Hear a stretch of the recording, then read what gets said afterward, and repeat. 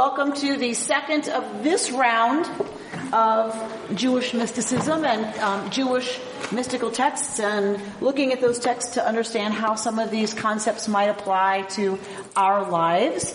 If you got the email from Eleanor, because you signed up, hopefully you got that this is the book we've been studying from. And so if you want to get a copy of this book, terrific, because it is a wonderful resource. It is Jewish Mysticism and the Spiritual Life, Classical Texts, Contemporary Reflections, because that's what we're about here. Classical Texts, Contemporary Reflection. So I want to make sure that I say again a little bit about this book and a little bit about the text we're doing so that you can get a sense of why this is called Jewish Mysticism. Most of these texts actually are Hasidic texts. And so people say, well, wait a minute. I thought we were studying Jewish mysticism. Like, what are we doing with Hasidus? What are we doing with Hasidut, with Hasidic texts? So the Hasidic movement comes out of the Jewish mystical tradition. So it's essentially neo-mysticism. And the Hasidic movement was very much about how to bring kind of these lofty ideas into the daily life of the Jewish person.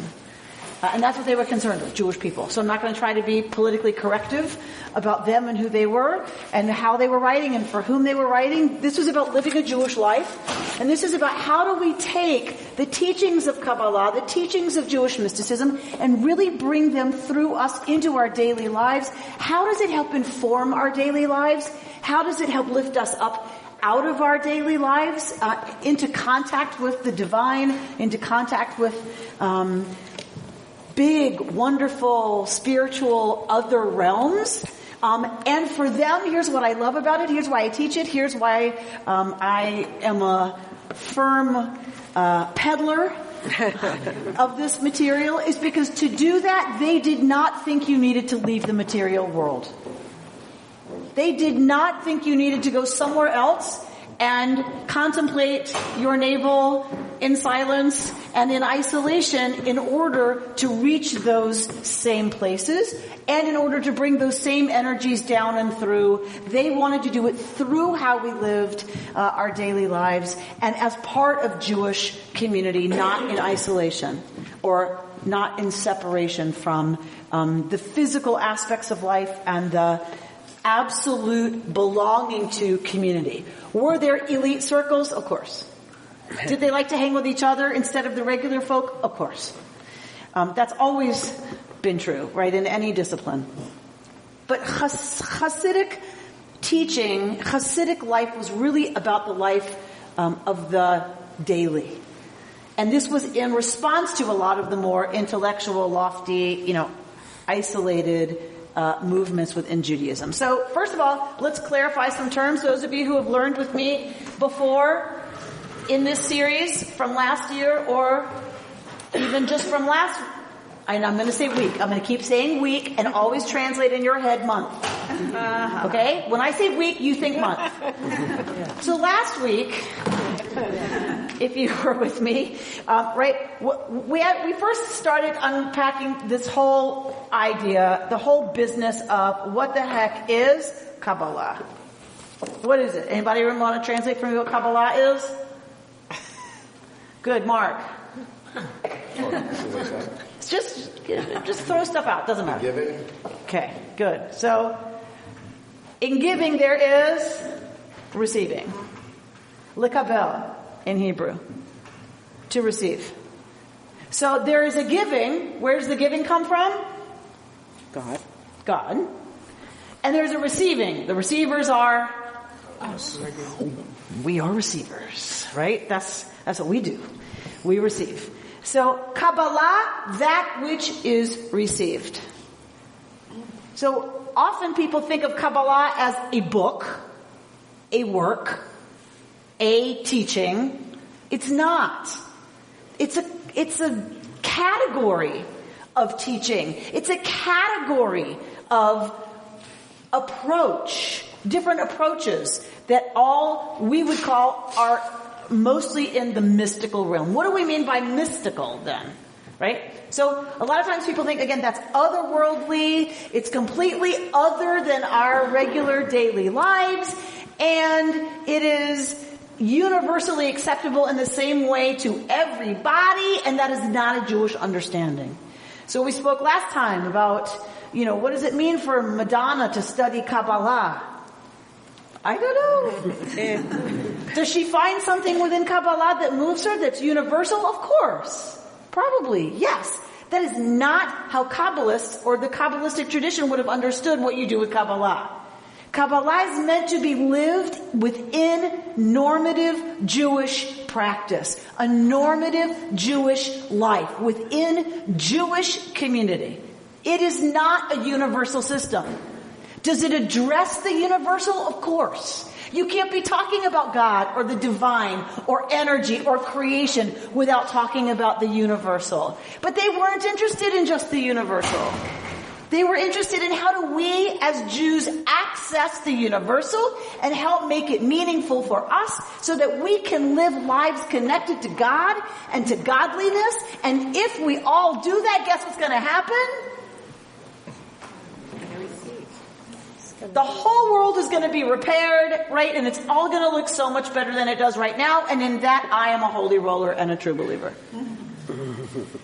I'm not saying this is exclusive to Jews. I'm saying this is our language for talking about this stuff. The Native Americans have their own gorgeous, wonderful, amazing way of doing the same kind of thing. Trying to access the universal, the big, the amazing, and make it intimate and close and here and now so that I change, what I do changes, and then the world changes. And if every people on this planet did that, says our tradition, the world would be healed, the world would be fixed, the world would be repaired, and we would live in the Messianic age. Dana? I just want to clarify, so since we're not Madonna, but when you say living a Jewish life, that means maybe celebrating the Jewish holidays throughout the year. I just don't mean Hanukkah.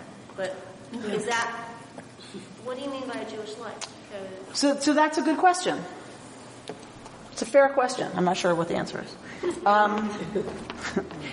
I think what I mean is that it was never meant to be, here's this mystical tradition and anybody in the whole world can take it and just run with it and it becomes some kind of definitive system for them to approach their spiritual lives. It was meant to be incorporated into a Jewish spiritual life.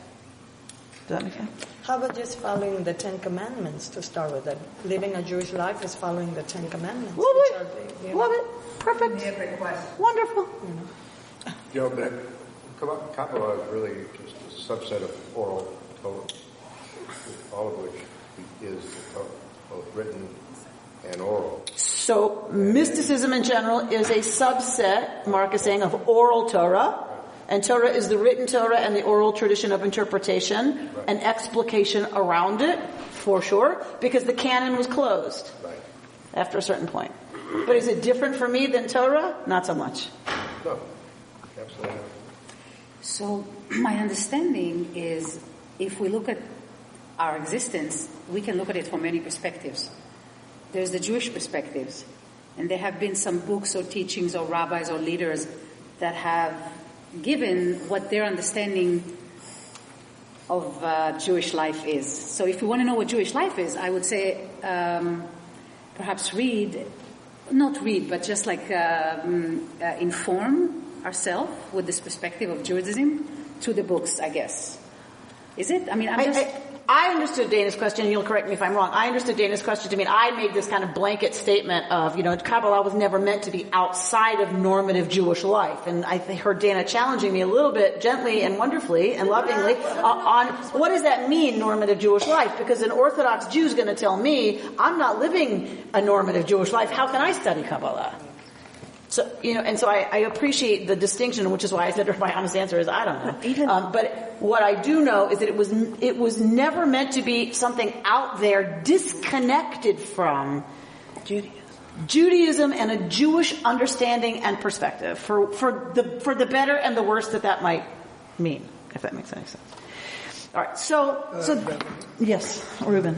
Wikipedia says that there are non-Jewish organizations that practice Kabbalah. Right. I don't know what that means. But And I don't know what that means either. So I'm with you. I'm not sure what that means. So I think what it means is they study these texts and they apply it to life just based in those texts. But you can't talk about Eden and there's things you can't talk, that we believe you can't talk about without all of the, kind of resonances that go along with that are Jewish resonances. And, you can do it. Look, I'm not queen of the world yet, and so I don't make the rules yet, so anyone can do whatever they want, but I just want to be clear that was never the intention, and most of us still believe that Kabbalah disconnected from kind of a Jewish way of understanding. It pulls it away from its source so far that I'm not sure what it is, but it's not Jewish mysticism. It's something else, which is fine. People can do whatever they want, but it's not a system within itself that anybody can just do. That was never the intention. Isn't it sort of like Tao? Like Tao is a path. It's related to a culture, but that doesn't mean other people can't, learn from it, inform their lives, make decisions based upon it, etc. So is it kind of similar? Yes, I think it's very similar. Yes. All right, so we've defined term a little bit. The term's just a little bit. So Kabbalah, this idea of receiving, it's a huge, vast, collection of literature that spans a very long time.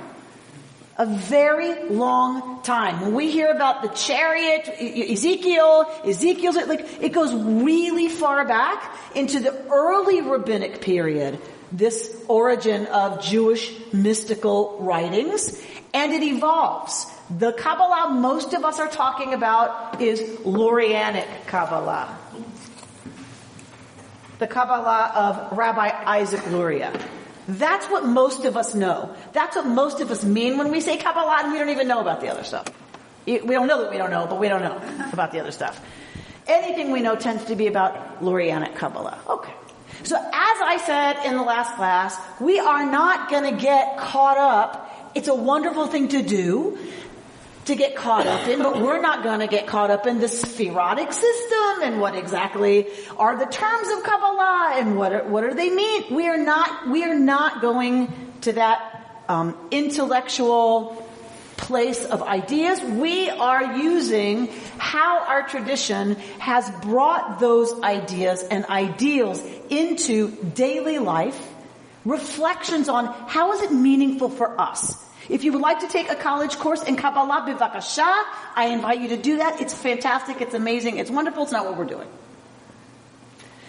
So if you got the email with the assigned reading for tonight, then you know we are in a section of this book that I told you about, Jewish Mysticism and the Spiritual Life. We're in the section, Holiness in the Kitchen. All right, it doesn't get more grounded than that. Right? This is Chava Weissler. This is her piece about taking challah from, whenever you're going to make bread, you take challah, you take a portion, kazayit, you take a large olive's worth of dough, and that is given, as it would have been in the time of the temple, to the priesthood, to the poor, to all of the spiritually municipal things that had to happen.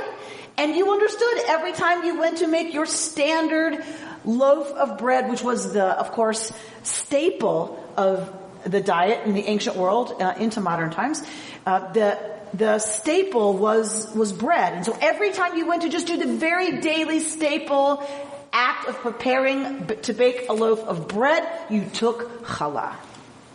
And Chava Weissler goes into, connecting that back to this whole idea of the temple system, of what it means to be in relationship to the divine through food, through the food that we collected when we harvested our crops, when all the way through it becoming harvested, it becoming threshed, whatever that's called, separated, and then ground, and then packaged, and then sold, and then bought, and then brought home, and then prepared, and then the yeast, and then all from planting all the way to challah, understanding that whole cycle as being related to the energies of the divine. And taking challah is that last step of acknowledging that all of this originates in, works through, comes through the divine, and then into our daily, regular lives at the table. Who here bakes bread on a daily basis? I used to. I used to. Right?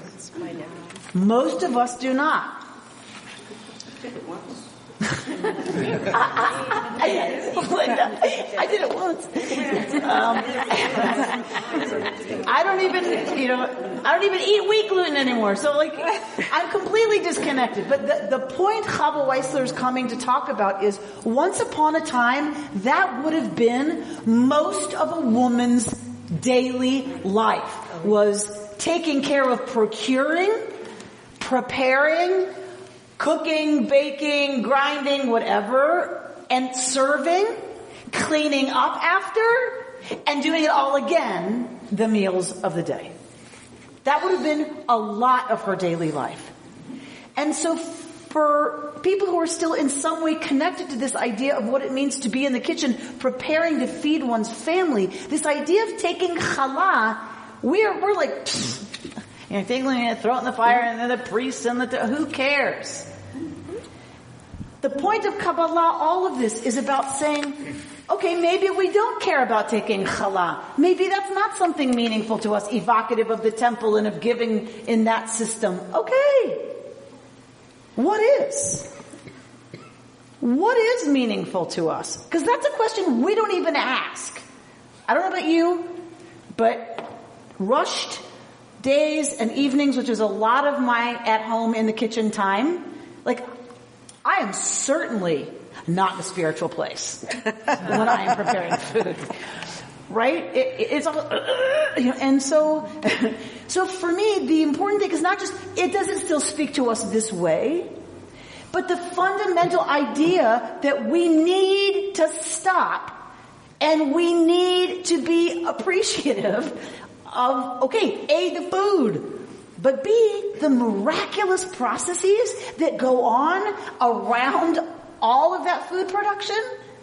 The amount of people we are in contact with that we don't even know. I was driving with my daughter down from Ventura the other day when we had our mini vacation, and she's like, "What are they doing, Mom, over there?" They're picking the strawberries that you eat, honey, over there. She's like, "Wow, that looks like such fun. I would love to do that job," right? You can imagine the conversation that happened after that. Their kids don't have education, they don't have food, they don't have health care, so whatever. But the point is, right, how often do I eat a strawberry? I'm just like, get it washed, get it in a bowl, and get it done. When it's like, I watch those people bent over in the field, and I think, we so often forget how many people we're connected to, how many people we depend on just to be able to wash that food and grunt through preparing it. Then Kabbalah goes further and says, but it's not just even the physical fruit and your appreciation of it. There's actually something happening there energetically. And we can choose to be aware of it or not. It's still happening. But here's the difference. If we're not aware of it and don't come into some kind of conscious relationship to this spiritual set of facts, and we're going to talk about how, then we miss the opportunity to, are you ready for this? To further unify the divine. That's all. That's all we're missing. An opportunity to further unify the divine. What does that even begin to mean? If you know anything about Lurianic Kabbalah, which those of you who were here last time do, you know that in Lurianic Kabbalah, the whole idea of creation is that something went terribly wrong. Right? This was not the intention. God pulls God's self out. God does this loving act of tzimtzum, of pulling God's self out of creation enough for there to be room for creation, because everything was God before that. And when God does that, God then pours God's self back in. And when God does that, the vessels that were meant to contain the divine light coming back in shattered. And those sparks of divinity wound up everywhere in the universe, trapped in material things. The klipot, the peel, the rind, the outside, the material. Who here is a scientist of any kind? So what do we know about this? Talk to me about this and energy. What do we know about that? If I look in the most powerful microscope we have, what will I see about energy and this? Not that kind of scientist. Sorry. Cells. Atoms. The sun was captured to make that. Oh, did you hear that piece of poetry over there? What you'll find if you look in here is energy. It's moving. Molecules. It's moving. It's moving a lot slower than other kinds of energy, maybe. It's moving. It's energy. The sun was captured to make this. Love that. That's right. Now, we go, what? If I just told this to you, 300 years ago, yeah, whatever. Right? But now we actually can bring together what we've known for a very long time, what every wisdom and spiritual tradition knows, with scientific evidence that they are not, in fact, separate. They are not polar opposites, science and spiritual teaching. They are, of course, expressions of the same reality. We're just looking at it through a different lens. This is frozen energy. This is the sun. So, Kabbalah's not wrong. The divine energy that is in everything, in everywhere in this cosmos, is in every cell of our beings, and it's in every atom of this table. We just relate to the expression of that energy differently. Okay, that's all good. That is all fine. However, I can change my relationship to some of that energy if I do what?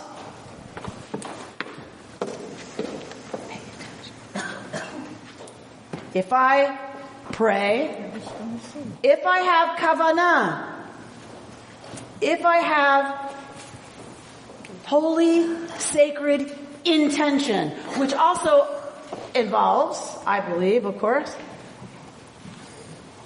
attention. So for the Kabbalists, saying a bracha over food, is it thanking God? Yes, but for them that's nursery school level.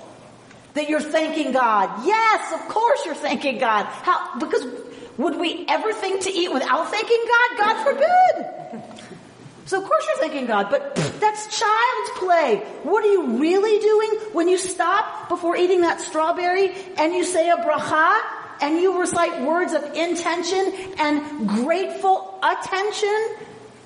You actually, those words interact, your spark, your divine spark, that's the energy that's in you, reacts with the energy in the strawberry. And you can set that spark free. And that spark is liberated to unite back with the divine source. Otherwise, you just consume the strawberry. That's our opportunity at every single juncture of our physical day, of our physical lives, is we have the opportunity to recite words, to use our attention, our intention, to unify with the divine energy in everything around us. And when we do, we release something different. Now, is that language we would use? Maybe not necessarily. Okay. Would you say nowadays we would say you're being mindful? Mm-hmm. So what's the point of mindfulness? Yes, I think it is. What's the point of mindfulness? It's to acknowledge what you're doing, saying, eating, thinking, whatever. Why? well, you're aware of it, and So? perhaps you can change or Change what, Millie? your thoughts or actions Ha ha ha ha. or response. Yeah. They're talking about a change. That something is actually changed. Something's different when we do it this way. It changes how I experience that eating, but also it changes, hopefully, right, how that act then has me act in the world. So that when I do that, when I behave differently out of that attention, out of that awareness, out of that intention, out of that gratitude, out of whatever, compassion for the strawberry pickers, right, on the road that I saw, then I change my actions, which then has a real effect on the world. It's not just a nice idea for them. For me, it's the energy of relationships. That energy that's created through relationships. I mean, you see it especially, I guess, in parent-child, mother-child, when a baby's born, when it's nonverbal, when you're meeting each other's needs, and it's through all the nonverbal parts of yourself and them and their self, and getting to know them in that way. And when I was preparing this, I was reading this wonderful article by Rabbi Yitz Greenberg that you all, Rabbi Yitz Ginsburg, that you should all look up if you want. Mystical Judaism's Perspective on Nutrition. It's a great piece. But talking about this idea of relationship, he says, if we eat our food with this realization in mind, and you'll have to read the paragraph before, we can extract the divine life force or the divine spark that is the inner essence of the food. As a result, the level of nutrition, both physical as well as cognitive and spiritual nutrition that we gain from the food will be much greater than if we eat without this realization in mind. And you might go, scientists looking at babies who are eating, newborns who are alone with a bottle, and babies who are eating, right, making eye contact, skin, smell, contact with another human being, their digestion changes. This is stuff we've known forever, right? Is that it changes who we are, and so it changes how we receive the same food and what our body is able to do with it as a result because of the state we're in when we take it in. You know what's really interesting is Ruth Feldman out of Bar Ilan in Israel has done a whole lot of research on oxytocin that is released when you breastfeed, etc. She found in gay couples, in the nurturing father, that the same oxytocin is released. That's just amazing. Right? The science bears out, yeah. What wisdom traditions have known for a very long time. Mark? I was just thinking of it slightly different. All of this is really designed to create a channel between heaven and earth. And so taking what you said and just driving it one step higher sort of brings God down, and through the process of eating it, you elevate holiness back up. So it is what Rabbi Joel Hecker, thank you for that intro, what Rabbi Joel Hecker calls a spiritual ecosystem. That it's given to us, right? It comes down, if you will. We take it in, and when we do that with a certain intention, a certain attention, a certain approach, then what happens is we are able to put it out differently, and it goes back up. And it creates a feedback loop, a positive feedback loop that is a spiritual ecosystem.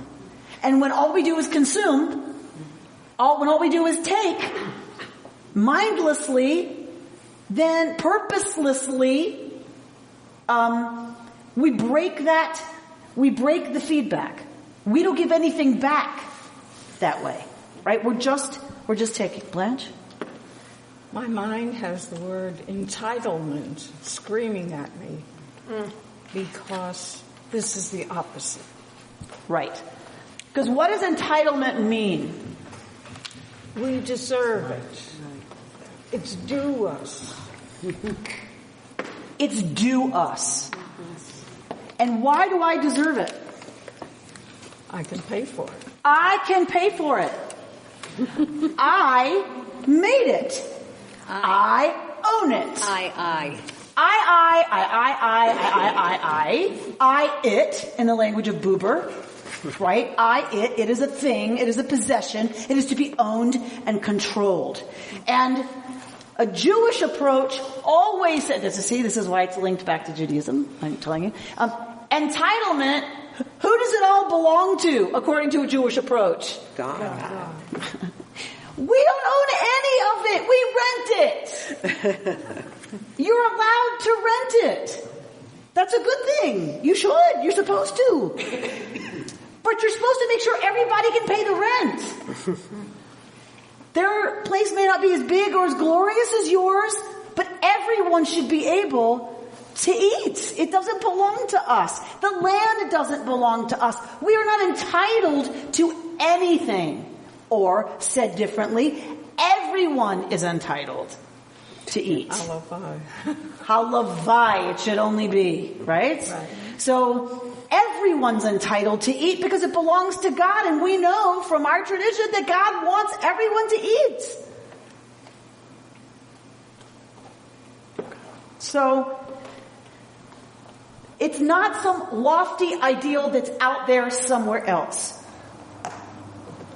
I'm going to give you a piece by Rabbi Joel Hecker, because for next month, the next reading in our book is Eating as a Spiritual Ecosystem by Rabbi Joel Hecker. And I thought, oh yay, that's going to be so exciting. And then I looked, remember when we've done the text together before and the texts are like this big, right? And it takes us a whole 2 hours to unpack a text this big. 1, 2, 3 pages of text. And then he unpacks it. And I thought, oh, no way. No way. They'll kill me. So I'm going to give you a shorter version of Rabbi Joel Hecker's Eating as a Spiritual Ecosystem that we're going to look at a little bit together to get a little bit more deeply into some of these concepts. And then you're going to read the long version, which we're going to talk about at even greater length next time. But I want to introduce us to some of these concepts because I think it's wonderful and fascinating and fantastic. And While that stuff's being passed out, ask a question again. yes, Linda. So we've been reading this, and I've known about the challah, the little piece that just take one and pass it down. But I've always thought about it in terms of we're ripping it off and throwing it into fire and it burns up. And I've always thought, well, that doesn't do anything for the relationship, for building a relationship. And then I read in the article today how Chava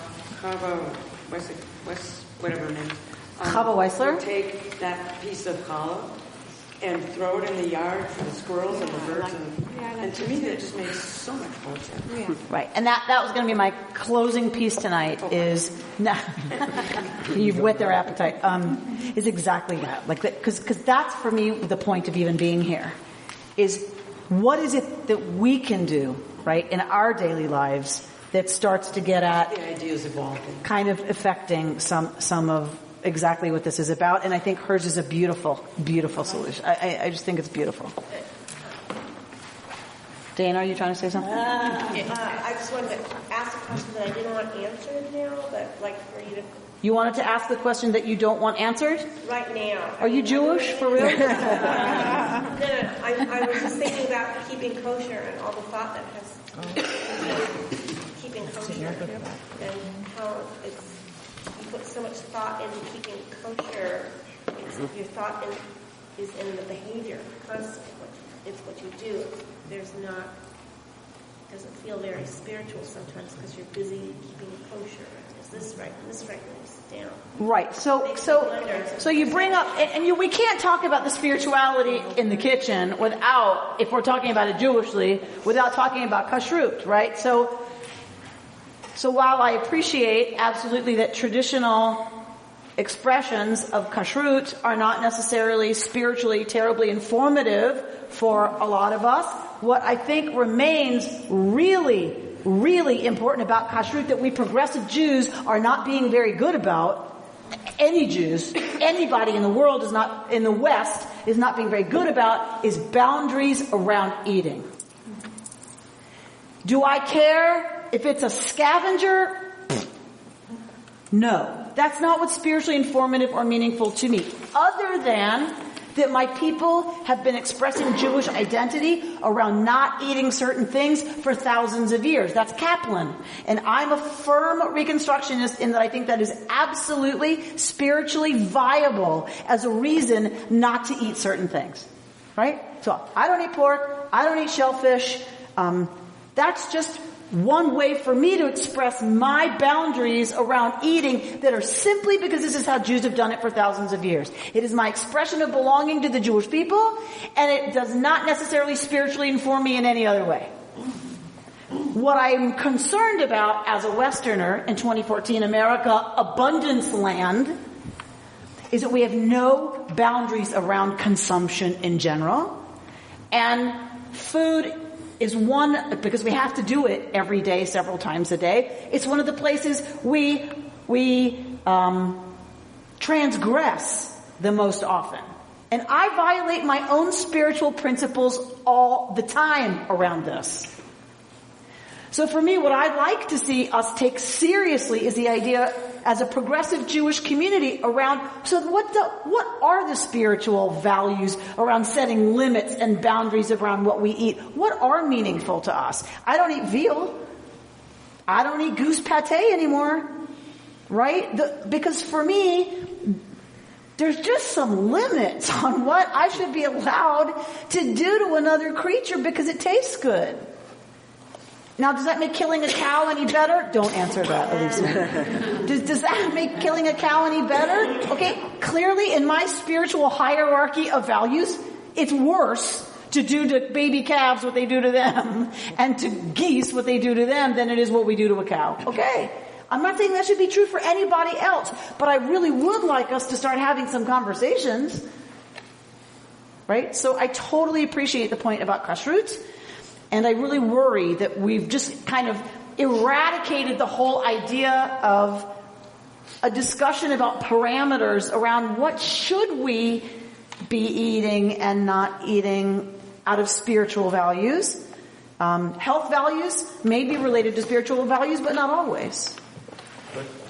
In the reading, they talk about the woman takes the piece of bread and she puts it and she burns it and she says a prayer that is basically, I'm taking the place of the priest. I'm doing this burnt offering, and it's releasing me of all my sins so that I can come into the world at the next moment as a newborn child.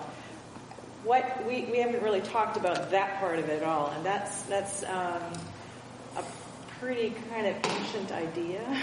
A pretty kind of what? Pretty ancient kind of idea that we can just cleanse ourselves by burning something. That's a little bit offensive. So that is a very ancient idea, and I believe some ancient things are eternal. And I love the practice on Yom Kippur that I used to have in Duluth of having my congregants write sins on an index card, one that they'd committed against themselves, one on the other side that they'd committed against the community, and we read them out loud. I read them as the final confession of Yom Kippur.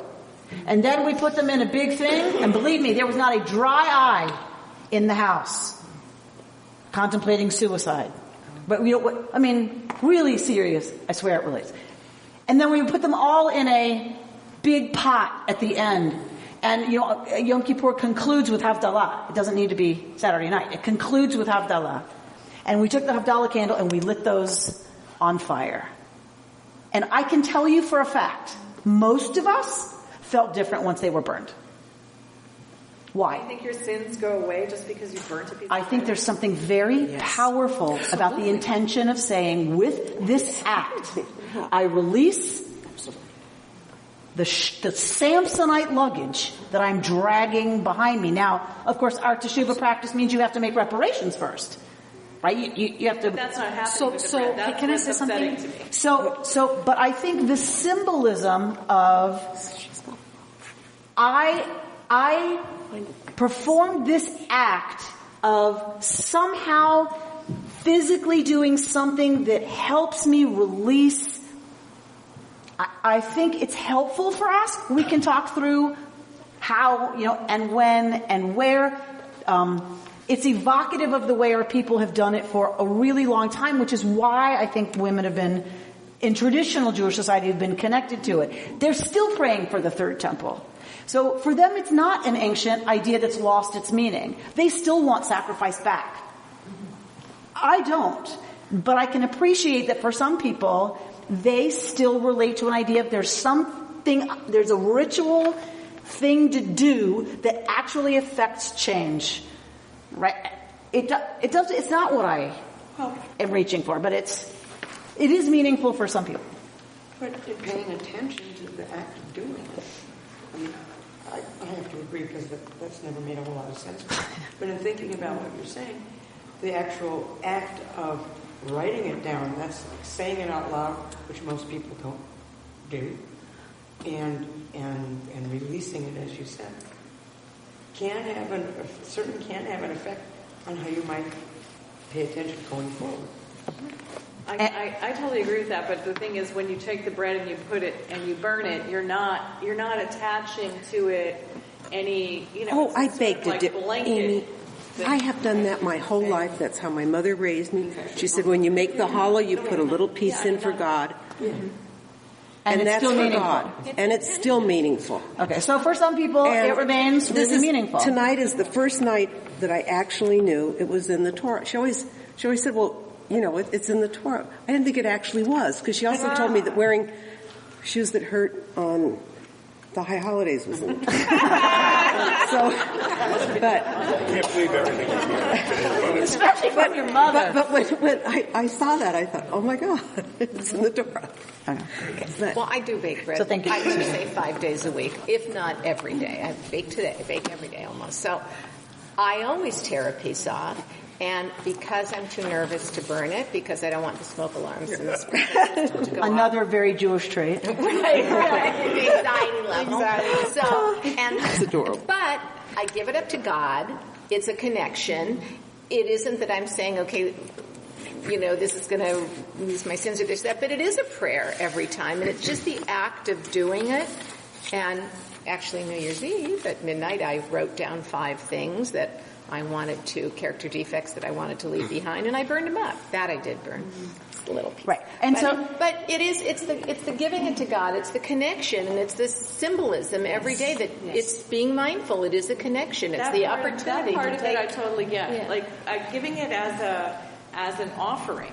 Right, but we don't get to pick what's meaningful to people. But the offering, whatever it is, right? We have different relationships to those ideas. I think there's something very powerful. Well, first of all, to go back to praying that the bread will come out, because buy it in a packet. They didn't have control over the yeast. It wasn't the packaged yeast. I mean, I got so inspired, I thought I'd make pumpkin challah this Friday, and I read the recipe, and it said, if the bread isn't rising, run to the store and buy another package. Your yeast isn't good enough. And I don't think they could do that. And then they would have to set the logs just right. They didn't have a dial. I mean, I've been dealing with an oven that's slow for a long time, and so I just turned it up a little. There's no dial in those days. So there were a lot of unknowns. But more than that, the idea of this bread, gluten and not gluten and this kind of bread and multigrain and Trader Joe's and whole, this is what they were eating. This is the staff of life. And there's a sense of trust, of letting go of a little part of it. It's not going to go to the children. It's not going to go. I'm not going to eat it. I am giving this up in faith that more will come to me. Nice. So a release. A way of saying, I let go of needing to consume all of it. I don't need to consume all of it. Because I have trust. I will be fed. Lovely. My children because will be it was fed. precarious. Especially for the Hasidim. right? A lot of them were very, very poor. And if that loaf didn't come out, you ate it anyway, if it was at all edible, right? Because you went to bed hungry often otherwise. This does not come out of a luxury, right? Abundant culture. I was thinking maybe all of these things tie together. These inconvenient things, the giving of the challah, the kashrut, all these things are rituals that you observe that make what could be automatic conscious. Yes. Sacred. So if you have to do something awkward, you pay attention. If you pay attention, then that thing that you were talking about can happen. So I would argue that is the entire point of any restriction that we have in Torah. There may be moral implications as well, but for ritual restrictions, that's the entire point. Is that if you have to pay attention to what you eat, then it already shifts something to say there are categories that are kadosh, that are tahor, that are about purity and holiness, and ones that are not. It doesn't mean they're bad. It doesn't mean they're wrong. It means for you Israelites, that is not connected to holiness. You don't need to know why. Right? And I believe a lot of it is just about making that choice every single time you sit down to eat. I was really, I feel like every time we are given a specific halacha or anything to do or not to do, it's not just like, oh, go take a piece of challah, put it in the fridge and let it dry. I mean, there's something there that is very specific. And fire, if you look at any traditions, more earth traditions, it has a transformative power. Transformative meaning it's moving it from one state to another. The reason I'm saying that, they didn't say go and rinse it in the ocean or go rinse it, bury it in the earth. They said go burn it. So there's something about transformation. So I guess this entire conversation is very symbolic. We cannot look at life as very, practical, and now my sins are gone, how can it be? No, but it's all a symbol.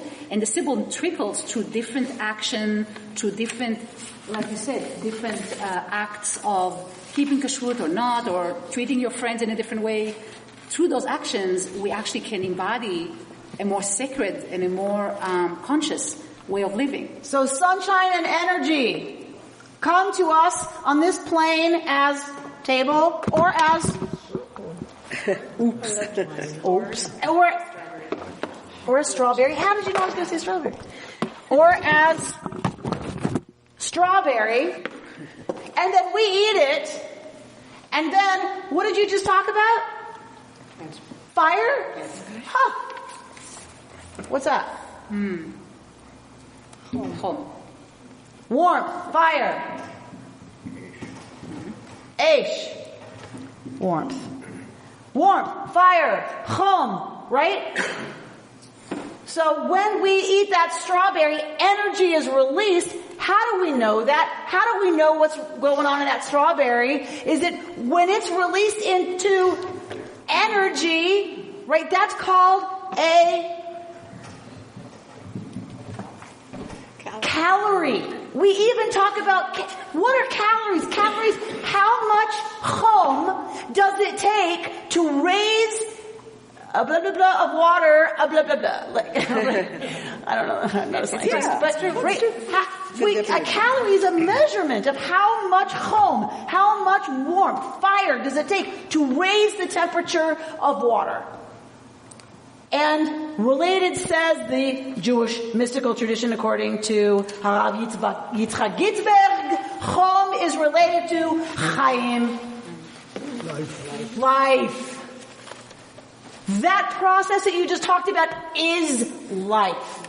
It's the chum of the sun, of energy, our whole metaphor for all of that energy that is in the food, that's in the planet, that's in us.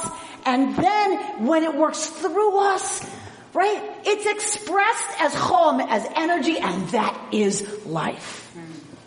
Expression of energy is life. And that they are absolutely related for us as a people. We don't look to disengage from the energy of the world. You should eat chocolate. You should make love. You should take hot baths that smell really, really good. You should sleep late. Alavai. Right? We're supposed to engage fully with Chaim. And to do that, you gotta have Chom going on. You have to have the transformation of energy into action, into life. So how do we take this life force all around us in, and how do we take it in such a way that we transform it into more life rather than destruction, death, devastation? Because we do that too, right? Engaging with life in certain ways, driving our SUVs whenever, however, as many as we want. Eventually, sorry, there's going to be an ozone. There are implications. We shouldn't just engage any way we want. We have to have boundaries around how we behave, teachings about how to behave, discussions about how to behave. What are our norms and standards that are required now for us to be moral and ethical, spiritually mature and responsible human beings? And then what are the practices that are going to help us really do that? I don't bake bread, so it's not going to be a challah for me. But it can be something else. So, and I just want to tell you that I want to make clear the distinction between Chava Weissler, her practice, which is not to burn it. Her practice is to throw it in the yard for the animals, right? That's different from, I'm not valuing them differently, I'm just saying, let's be clear. She's saying she doesn't burn it. She's found another way to have that sense of offering up, of trust that I'm going to have enough, sharing it, giving it up to God by giving it up to God's other creatures, right? Returning it to, more of its natural state, which is where it came from, whatever. That's her practice. But what she's quoting with the may this release, my sin and make me like a newborn baby, is from a tchina that was written in, I think, like the 17th century. So I want to show you this book, just so you know it exists, a Jewish woman's prayer book, which is a collection of tchinas, of these traditional prayers said by women in the home, when they're taking challah, when they're doing, the different things that they did as part of their daily lives, and like the midwife's prayer. Did we know that there was a Jewish midwife's prayer? I didn't. Until someone gave me this beautiful book, right? I didn't know that. Because when have I been exposed to any of that? So for a lot of us, I didn't want to skip Chava Weissler, because one of the things I want to make sure we touch on is the normative system of Kabbalah, let's be absolutely clear, is a male system. Male system. And only married males over the age of 30. And only married males over the age of 40, who already have children. Right? So, that's fine. That's our whole tradition in some ways is that way. That's fine. I'm not criticizing. I'm saying, but there's a whole nother parallel tradition that we've not had access to, that we have not been able to access as women who did not grow up in a society where you birth babies at home. How would I know there's a midwife's prayer? I don't know any midwives. Right? The babies I know were all born in the hospital or by accident in a taxi cab. They're not born, right, on the dining room table. So, who's the author? So yes, this is edited by Aliza, Lavie is the last name. And the other thing I love about this is it's also some women's traditional reflections on some of the liturgy. So this is a tradition that's been lost to most of us, and I would just love for you to know that it's out there and that you can give it to other people, buy it, spread it. Let's reclaim some of these traditional women's prayers that I think they have as early as from the 15th century. What keeps coming back to me is the story of the women in the Holocaust who were so starving. And they were in their bunks, 2, 3, 4 up high. And at night, they would share recipes. Wow. They would share recipes. Oh, you make challah this way, I make it that way. And there's actually a book of their recipes. Wow. Yeah. And the imagery, the power of creating, when you think about food, you salivate, right? You want to eat. You read a recipe and you can taste it. And they were at the one hand salivating even more through their hunger, and at the same time they were sharing love through their recipes. And that's what they had to give in that moment. And so in a way their recipes were also their prayers. Yeah. Do you know the name of that book? I think it's called, it's very, you can Google it. I think it was at the Skirball bookstore for a while. I think it's something like Recipes of the Jewish Women of the Holocaust or something like that. So when we talk about Chaim, when we talk about the energy, if you look at the Rabbi Joel Hecker piece, in his second paragraph here, he's kind of using you'll see the text above it, that says that how was this whole reality created according to Jewish tradition? By or. How was this world created? It's created through speech. It didn't have to be that way. We take it for granted. It could have been, and the world existed, right? Those of us who grew up with I Dream of Jeannie. So, right, God could have snapped. God could have dreamt the world into being. That is not our tradition, and we take it for granted. But the world was created for us through speech. So God speaks the world into existence, and that speech remains in everything that exists. Without that divine speech being spoken every day, everything would collapse.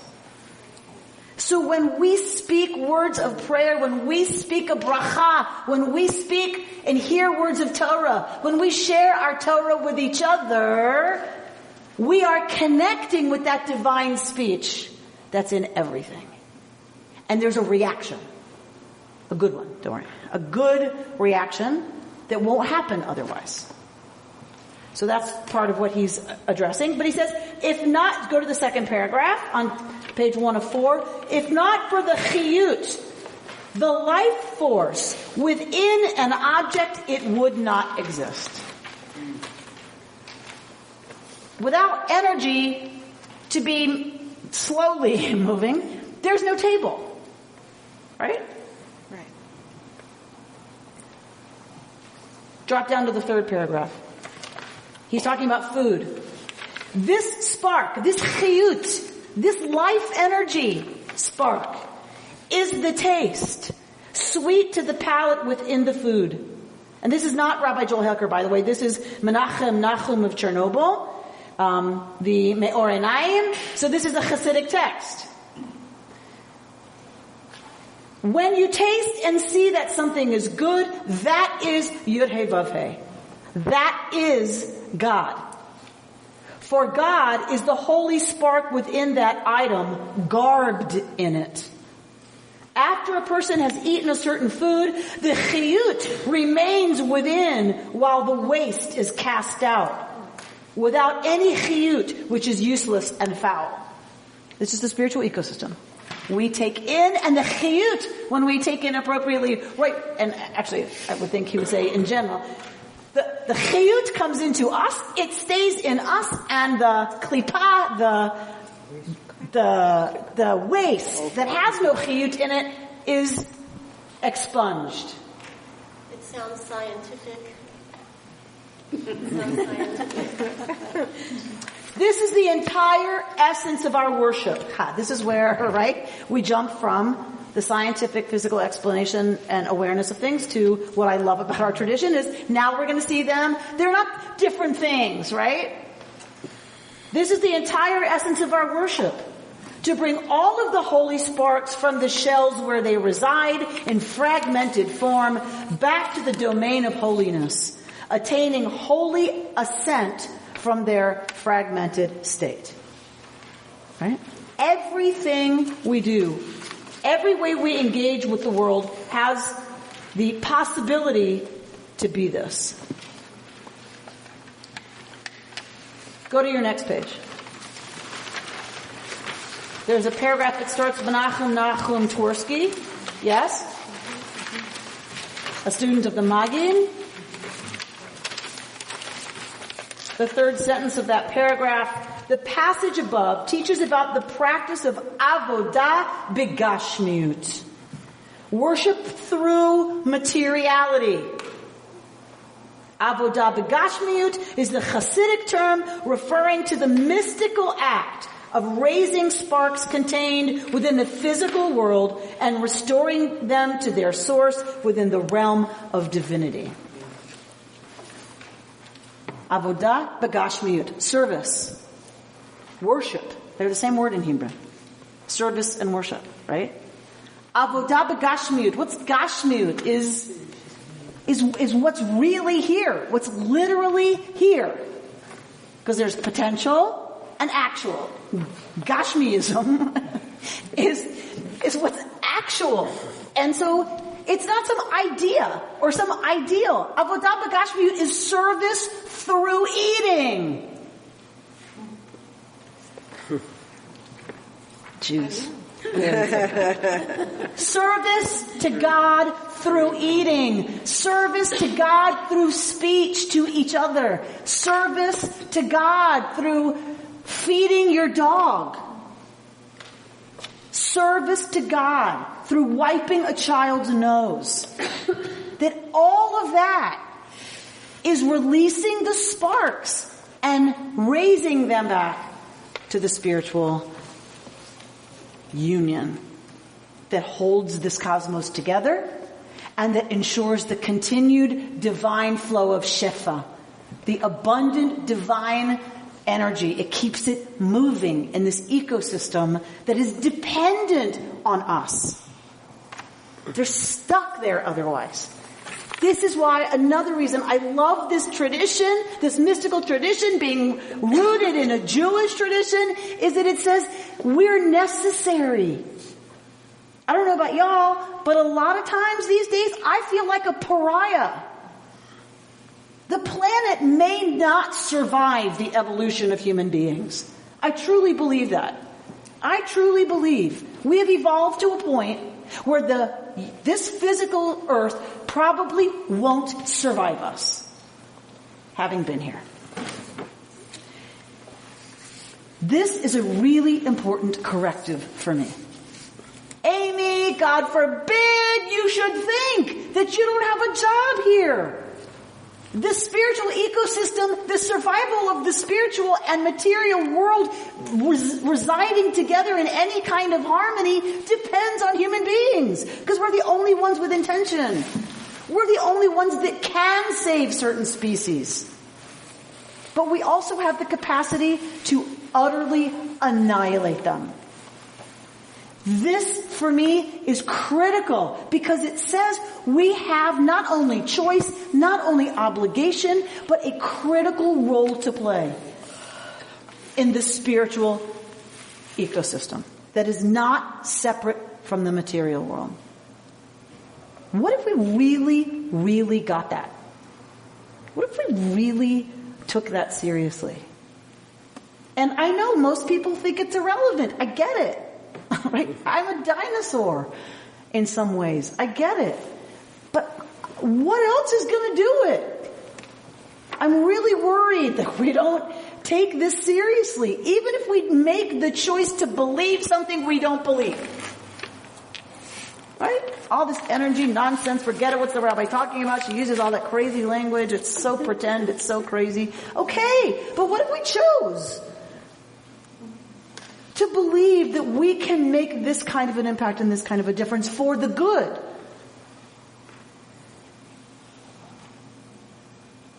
Look at your handout. I love this line at the bottom of page 2 in that last paragraph, end of the second line. The Chernobyl Rebbe states that the experience of the sweetness of the food is itself the experience of God. God is not removed and lofty. God is just more than and beyond this strawberry, but is in it And when people say to me, do you believe in God, Rabbi? I say, no, I don't believe in God. I experience God. I don't have to believe. It's not outside of me. It's not something that is like disconnected from me that I have to take some leap to believe in. I experience God. This is what the Chernobyl Rebbe, this is what Jewish mysticism comes to try to encourage for us, is experiencing the divine in our daily lives, in our daily intercourse with one another. Go up to top of page 3 of 4.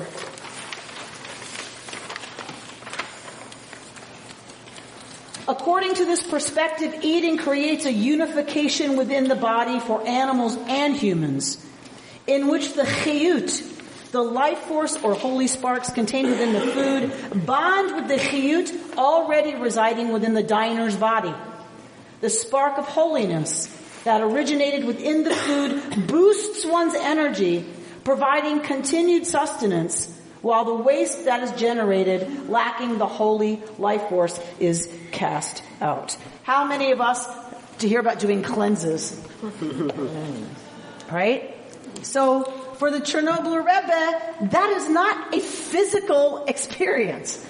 That is a complete experience that, or it can be, right, we can have that experience of cleansing the physical self be a spiritual cleansing as well. What are the ways we are ready to dump the toxins? What are the ways we're ready to dump the waste? Right? To force it kind of out and away. It's not useful to us anymore. I don't know about you, but I drag a pretty big Samsonite suitcase behind me. What are the ways we can encourage, right, kind of this kind of getting it out? If it doesn't have chiyut in it, get rid of it. Now, it doesn't mean chiyut's always comfortable, right? The things that are calling me into growth are not generally happy, comfortable, easy, wonderfully feeling things. But if it isn't serving chayim, if it isn't serving, pulling us more fully into life, then let's figure out how to get rid of it. How much chayim is enough? If you're tasting the sweetness of God and we live in an era where we're over-consuming, and So I think Kabbalah, like any wisdom tradition, would say that gluttony is the opposite of kedusha, of holiness, right? That gratuitous, mindless eating is not about this. This is about nourishment and enjoying the nourishment and a good piece of cake, okay, right? A shtickle cake is wonderful, right? But you don't eat half the cake and say, "Oh, I'm experiencing God," or you might on your birthday or what, like once a year, right? That's okay, but that's good. But otherwise, you're going against the very life force, right? That knows too much sugar is never good for us. It's not good for us. Mark? I think the concept here is really the spiritual practice. Yes. It's the awareness, consciousness, but it's ultimately the spiritual practice. Yes. The ability to transform your behavior, to come into conscious contact with God, to make it part of your life, part of your behavior, part of your growth, part of your community. And part of the beauty for me of saying something like that, sitting in a synagogue sanctuary, is that so often I think right now the challenge is that we tend to think of religious teaching as somehow out there, over there, irrelevant, not related to my life. But there's so much in our tradition that truly is, right? So relatable, so informative, so helpful as a religious consciousness, as a spiritual consciousness related to my physical well-being and interaction with the world that I can't stress enough how much I wish. But I think just for most people, there's no understanding of the word spirituality. So, right, that it's somehow cut off and distinct from it's like ration, it's the antidote of ration. My regular life. Right. Or my cupcake. or my... Well, it's within the spiritual practice and the strength we give each other comes perhaps staying at home. Maybe the kashrut for today and boundaries is to think about where our food comes from and eat locally and no GMOs and all the things that people think about today, but to think about it in a spiritual sense and not to have our food brought to us from halfway around the world when there's no need for that. I think it's absolutely true. And that's where Joel Hecker goes, right? He says, Menachem teaches that all of our activities bear holy sparks, which means that we must regard each moment as uniquely ours. Last paragraph of the piece. So when an individual eats an apple, for example, the apple's inner spark is personalized because it belongs to that individual alone. Right now it's mine. It may not have been before it got to me, but it is now. My interaction with that apple is all about me now. That apple's all about me. What's going to happen is now dependent on me. We must then question, how was it transported to my kitchen? Who picked the fruit? And how were they treated? Was the apple grown in a way that fosters the earth's sustainability? Looking at the world in this way fosters not only spiritual consciousness, but also an enhanced sense of responsibility for oneself, one's environment, and ultimately the world.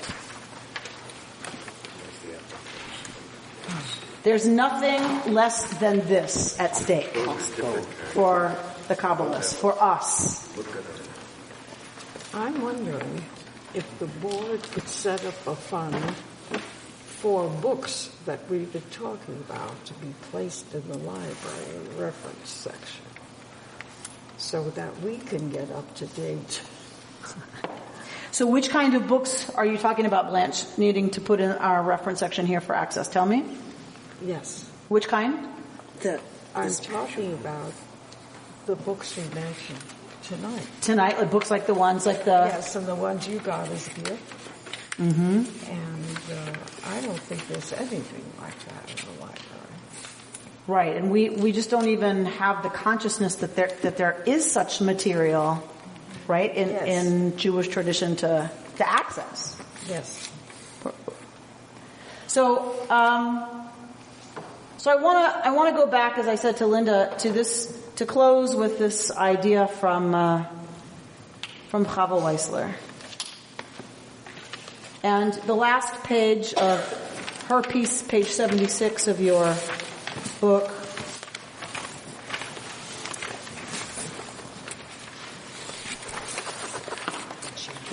so she acknowledges that most of us are not engaged with baking bread every day, and a lot of our time is not consumed with preparing and serving food. So taking challah is not necessarily some central kind of thing that we're even going to have much exposure to.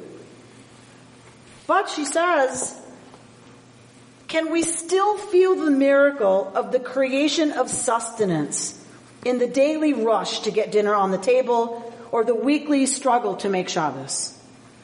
Are we able to see our kitchens as holy, a place of blessing worthy of angels? Can we turn wholeheartedly in the midst of the hurry to praise God for the daily miracles of cooking, eating, and family gathering? So let's start this week just with that. Can we just have a little bit more awareness as we rush to the next meal, through the next meal, to the next thing? I'll do it tonight, putting my kid to bed. I promise. Mommy, 5 minutes more. To see if we can't shift just a little bit to be aware of the absolute miracle of our existence and our blessing of interacting with this glorious physical planet that we are of, and that ultimately owes its existence to how we choose to behave in the future. I hope to see you again next month. Thank you, Susan. And if you are interested in listening to any of the classes that we've had before this, they are available as podcasts on iTunes and or on our website. You just go to the Learning tab, go to podcasts, and look for this class. But you can also search iTunes podcasts for Kehillat Israel. And then you can find this class listed there. And we've done probably, how many of these? 8? Something like 8 of these classes. So feel free to browse. And anything else you find there on our podcast.